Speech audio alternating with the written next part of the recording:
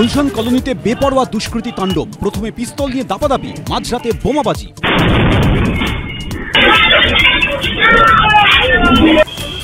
সন্ধে থেকে মাঝরাত বাইপাস লাগোয়া আনন্দপুরে সশস্ত্র দুষ্কৃতীদের দাপট। অস্ত্র উঁচিয়ে তারা দোকান ভাঙচুর। এখনো পর্যন্ত গ্রেফতার মাত্র ৩।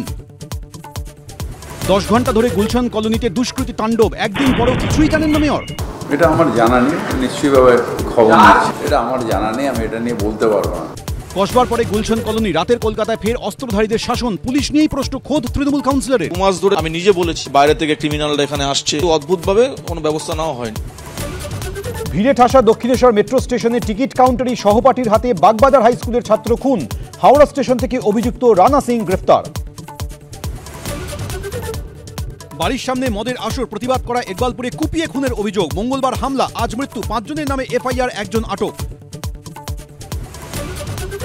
জলে ডুবে যাদবপুরের ক্যাম্পাসে ছাত্রীর মৃত্যু। শরীরে মেলেনি আঘাতের চিহ্ন। প্রাথমিক রিপোর্ট ময়নাতদন্তের।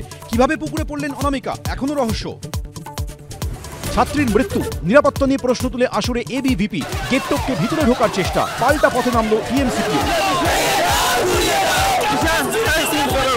দাগিদের টাকা উদ্ধার নিয়েও সুপ্রিম কোর্টের প্রশ্নের মুখে এসএসসি। তালিকায় স্বচ্ছতা নিয়েও প্রশ্ন।